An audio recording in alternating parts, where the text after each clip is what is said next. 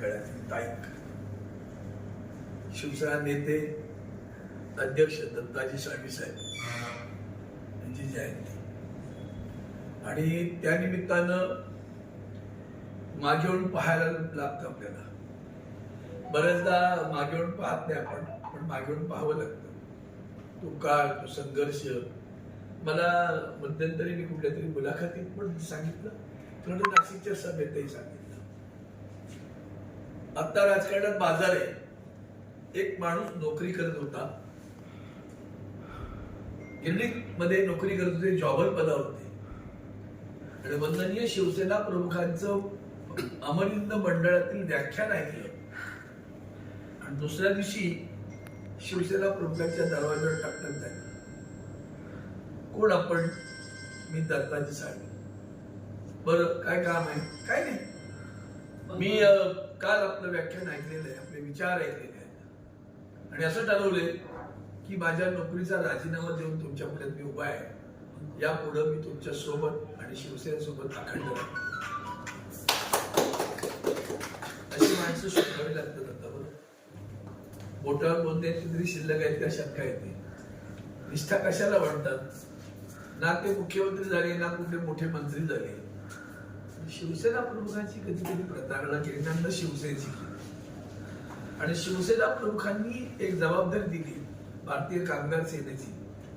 ती जबाबदारी अखेरच्या श्वासापर्यंत इमाने इतबारी चालवली. तो काळ म्हणजे शिवसेनेचा संघर्षाचा काळ. कुठलीही सत्ता नाही, पण त्या संघटनेच्या पाठी संपन्नपणे आर्थिकदृष्ट्या पूर्णपणे मदत करणारी संघटना म्हणून ती भारतीय कामगार सेना. आज आपण सगळेजण विविध पद भूषवतोय. तर तसा एक विचार कम्युनिस्टांना आहे की तो तिकडं बंगालमध्ये जेव्हा ज्योतिबाशी सरकार होतं तेव्हा त्यांच्या सरकारमध्ये आमदार, खासदार सगळे जे कोणी ज्या सगळ्या संघटना आहेत त्या एक विशिष्ट निधी पक्षासाठी देत होते. आज ते घडत नाही.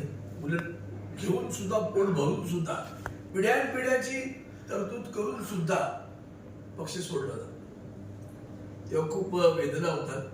आणि म्हणून आपण सगळेजण जमलो की एकच शपथ घेऊन, तर त्याला खऱ्या अर्थात आम्ही भारतीय कामगार सेनेचा वसा जो दत्ताजींनी आदरणीय शिवसेना प्रमुख घेतला होता, तो वसा आदरणीय उद्धवजींच्या नेतृत्वाखाली आता आम्ही उतरणार नाही, मागणार नाही. भारतीय कामगार सेना न्याय देण्याचा वसा सोडणार नाही. तरच त्याला ती खरी आदरांजली करेल. तुम्ही दिलेल्या मार्गावर आम्ही चालतो. काळ बदललाय, डिजिटल काळ आला. तेव्हा वर्तमानपत्र जेमतेम मीडिया तर नव्हताच. तर तो काळ आणि आताच्या काळातला संघर्षात जमीन असताना फरक आहे. कायदे बदललेले आहेत, ताकद बदललेली आहे, व्यवहार बदललेले आहेत, पण तरी सुद्धा विचार बदलता का? विचारांशी एकनिष्ठ, कर्तव्याशी एकनिष्ठ, संघटनेशी एकनिष्ठ राहणं हे अतिशय महत्वाचं आहे. आणि संघर्षाच्या काळात तो राहतो. म्हणून लक्षात ठेवा, उद्याचा येणारा सूर्य तुमच्यासाठीच असतो. एवढं त्यांनी लक्षात ठेवा. एवढी जाणीव थांबतो. अमर रहे, अमर रहे.